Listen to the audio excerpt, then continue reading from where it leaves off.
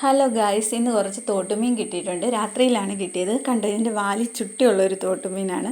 പൊട്ടുപോലെ ഉണ്ട്, കറുത്ത. അതിൻ്റെ പേരെന്താണെന്ന് അറിയത്തില്ല. 2 വലിയ മീനേ ഉള്ളായിരുന്നു, ബാക്കി എല്ലാം ചെറുതായിരുന്നു.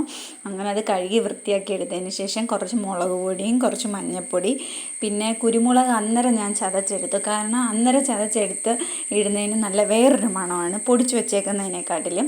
അങ്ങനെ കുറച്ച് കുരുമുളക് ചതച്ചതും കുറച്ച് വെളുത്തുള്ളിയും കൂടെ ചതച്ചെടുത്ത് എല്ലാം കൂടെ ചേർത്ത് മിക്സാക്കി ഞാൻ വെച്ചു. പക്ഷെ ഞാൻ ഇന്ന് രാത്രി ഇതെടുക്കുന്നില്ല, നാളെ രാവിലത്തേനാണ്. കാരണം ഇത് വെച്ചിരുന്ന് സെറ്റാക്കി ആ അരപ്പെല്ലാം പിടിക്കുമ്പോഴാണ് നല്ല രുചി. അങ്ങനെ അതെല്ലാം സെറ്റാക്കി വെച്ചതിന് ശേഷം ഞാൻ വേറൊരു പാത്രത്തിലാക്കി ഫ്രിഡ്ജിൽ വെച്ചിട്ട് പിറ്റേന്ന് എടുത്ത് വറുത്തപ്പോൾ നല്ലൊരു മണമുണ്ട്. വറക്കുമ്പോൾ വരുന്ന സൂപ്പറാണ് ആ മണം.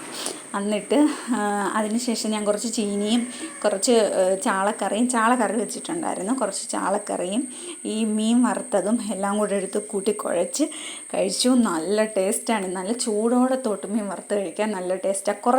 കുറച്ച് സമയം വെച്ചിരുന്നിട്ട് അത് തണുത്ത് കഴിഞ്ഞിട്ട് കഴിക്കും, എന്തോ ഒരു വല്ലായ്മയാണ്. എന്തായാലും സൂപ്പർ ടേസ്റ്റായിരുന്നു. തോട്ടുമീൻ കിട്ടുമ്പോൾ നിങ്ങളും പരീക്ഷിച്ച് നോക്ക്. അപ്പോൾ ടാറ്റാ, ബൈ ബൈ.